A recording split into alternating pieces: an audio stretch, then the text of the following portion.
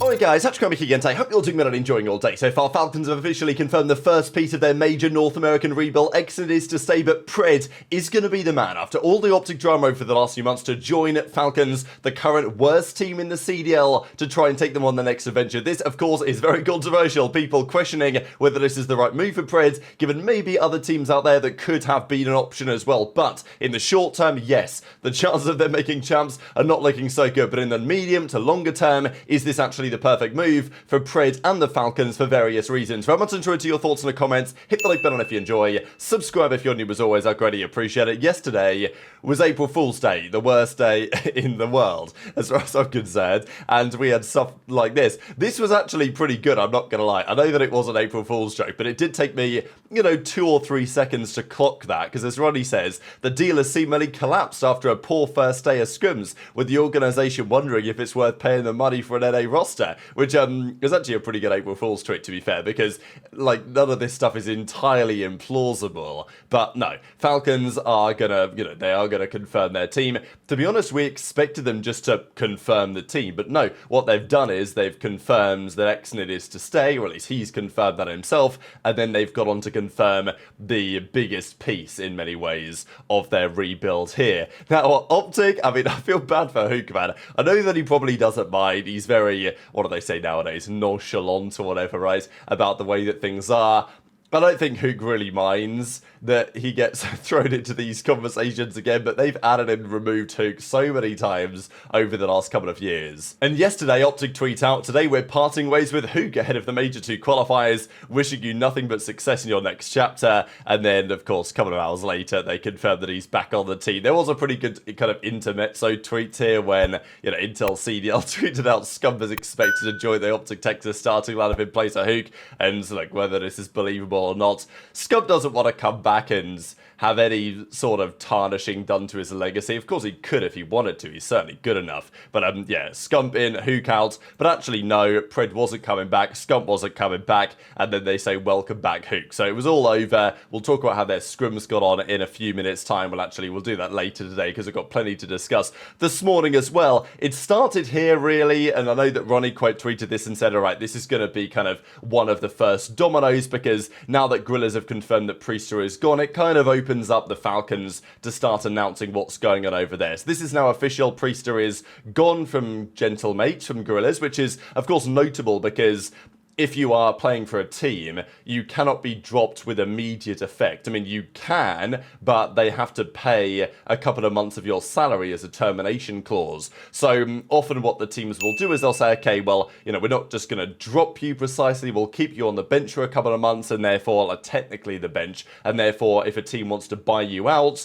they'll have to pay a bit of money. So presumably that's what's happened here with Priester. He's officially gone, bought out of his termination clause. It wouldn't have been much really, but at least it gives the organisation something in return. And we're pretty sure he's going to the Falcons as well to join.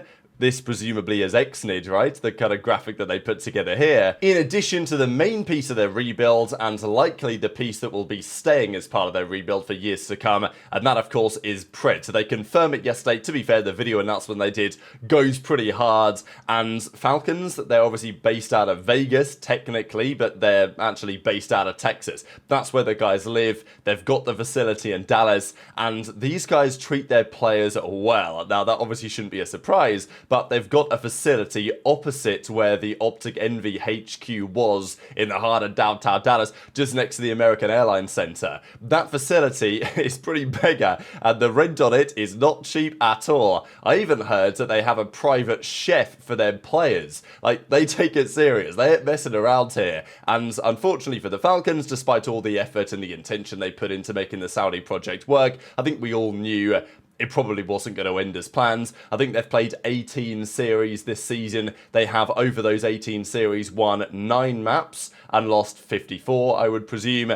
Those 9 maps have been a couple of controls and a few search and destroys, 0 hardpoints, of course. That'll be Pred's first goal, is to actually win a hardpoint for the Falcons. That would be a good place to start. But I think it was pretty inevitable that despite some of the talent in the Saudi region, they weren't quite ready yet to make it work on this level. Clayster, of course, coaching the team, probably recognised that as well. There are some talents in there. Xnid is definitely a talented player, as is Kix. The other guys, I think, were okay as well, but they also just didn't have any ice at all, unfortunately. Like, when push came to shove, even, you know, they were in a close hardpoint game, it got to maybe 200, you always felt like they were going to lose. And even if they ever made a game 5, which they didn't, I felt like they were just going to find a way to lose it, even though their search and destroy actually wasn't too bad. So it was inevitable. This is what Falcons have done in other esports too. They decided at some point, okay, we're going to fork out a bit of money and we're going to start to build a team that we believe can be seriously competitive.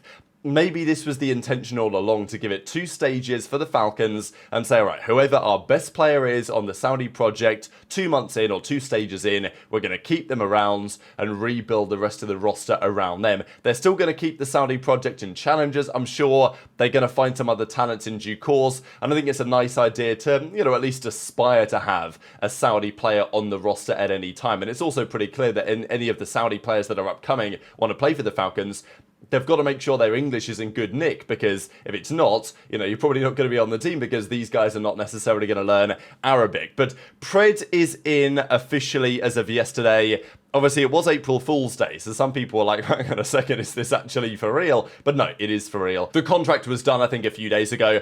I don't know the details of the contract, but I can presume that he's getting paid a decent amount of bread, to say the very least, right? Because he was on, like, I don't know what he was on OpTic when they won the World Championship in 2024, but I'm assuming that it was quite a lot of money, right? I mean, people throw around, the highest paid players in the league are on like $500,000 a year, something in that kind of ballpark. I don't know what Pred was on precisely. Some of the players, you know, get like bonus options in there as well, depending on what they win. So there's that conversation to consider too. But we know that the OpTic guys were forced to take a salary cut going into 2025. It's a very common thing. You win champs, the team wants to stay together, and the org tells them, well, you know, we can't really afford this amount of money, which is often fair enough for the organization's perspective. You know, what player really adds $500,000 of value to your organization a year that you're paying him?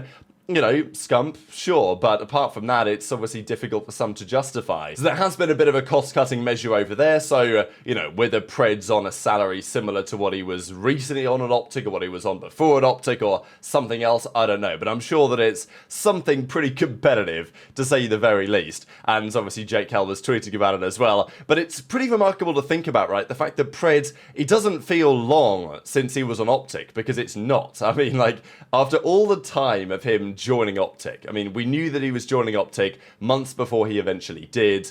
Seattle surge, all the drama going down there. It was inevitable that Pred was going to OpTic at the ends of that MW2 season. That he did. He won an event at Toronto. He won the World Championship as well shortly thereafter in Dallas.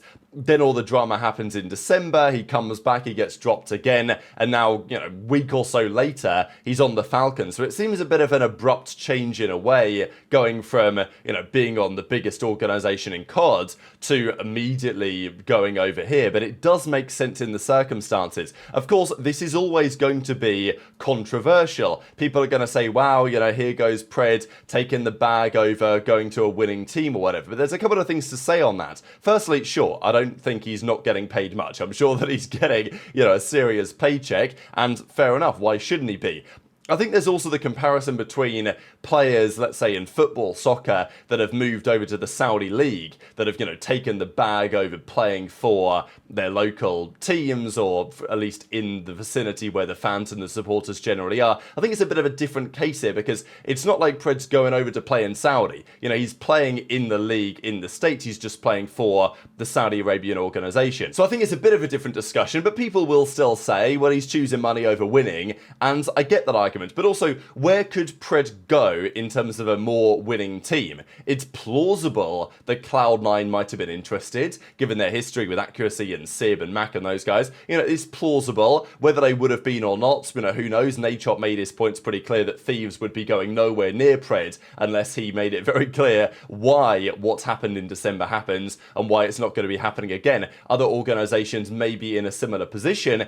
So whether he could even join any of those teams is a question. But also, if Pred goes to Cloud9, do they become a winning team? You know, not necessarily. They might become better. But would they be able to win anything? Not so sure. And then, in the off-season, Falcons are likely to do another big rebuild, at which point, you know, put serious money on the line to try and attract some serious top talent, at which point Pred might miss the boat. So, in terms of money, but also in terms of competitiveness in the medium to longer term, I actually think this makes a better sense for Pred, because he can be, and he will be, the face of the team, the face of the franchise. And Exnid says, you know, my duo, and I have no idea how Exnid and Pred are going to work together.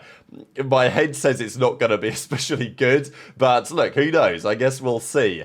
I think for Pred, there's obviously a recognition you have 0 points in the league. You're not going to be making it to the World Championship this year. They will be at the World Cup, though, that's for sure. Be treated like a king, I'm sure, out there. World Champion on the COD organisation for the Falcons, who are probably going to win that Club World Championship again out there in Riyadh. And to some degree, I think Pred has to just suffer the consequences of what is probably going to be, if it is indeed Arcetes and Priester closing out the team, not the greatest roster for the rest of the year. But if Pred can show up, if he can play well, which I'm sure he intends to do, then he will be the man that they continue to build around going into future seasons when Falcons decide in the off-season maybe some other player is gettable. I mean, you know, this is a pretty well-known story now, but Paris Legion, when they were the Paris Legion, they've now, you know, moved on a fair bit. Vegas Legion, now Vegas Falcons. But they could have had HyDra and Pred. There were conversations had there, but they turned them down because they didn't think they were good enough. You know, it's a pretty famous story. Is it impossible that Falcons could drop the bag to get a guy like HyDra into the team, especially if Thieves don't have the end of the year that they want?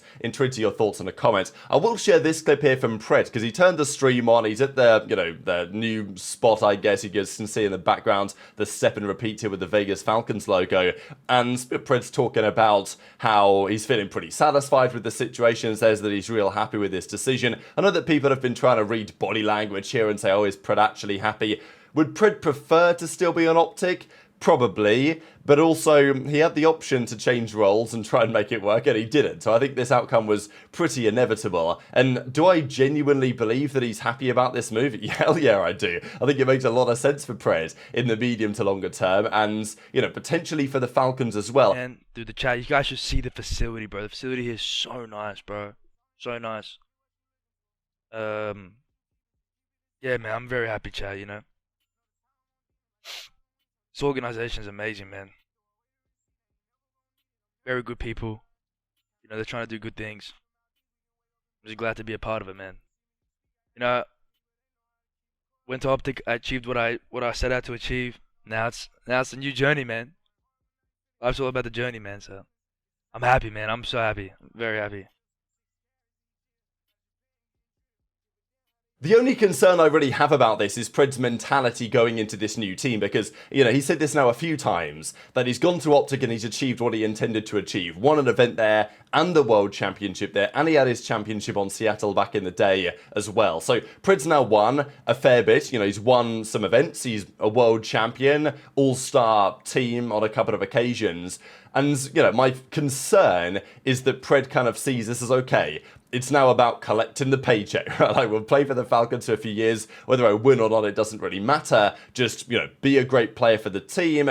Try and be as good as I can be. Maybe feel the team around me at some point that's actually capable of winning. But, you know, prioritizing, basically just taking the bag rather than winning again necessarily. I think that's my concern for Pred, that he might take his eye off the ball in terms of winning championships. But I think that Falcons, when they're paying that kind of money, they'll want to make sure that's not the case, right? And Pred's doing his absolute utmost to get this team to the top, because if they're paying the money to try and get there, then of course they're going to want Pred to be bought into that vision as well. And I'm sure he will be. He'll still bring the energy on LAN and all this, but it's just something to keep in mind. He did mention on stream that he's going to move to the main AR, and this, as far as I'm concerned, is absolutely an April Fool's joke, because I'm not going to lie, if he changes roles now on this Vegas team when he refused to on OpTic, that's, that's certainly going to get the boys talking. But very much intrigued to your thoughts in the comments below. Just one final thing, Prize Picks came out for the weekends with their lines or whatever, and they've basically confirmed the moves, so, like, they just don't care, I guess. We've got Arcetes in Pred, we've got Priester and Exnid, and we've got Estriel and Kenny. So, yeah, as of recording, these not been confirmed, but we've known they're happening anyway, so it probably doesn't really matter. But very much intrigued to your thoughts on all of this stuff in the comments below. Hit the like button if you enjoyed, subscribe if you're new, take care, and I'll see you next time.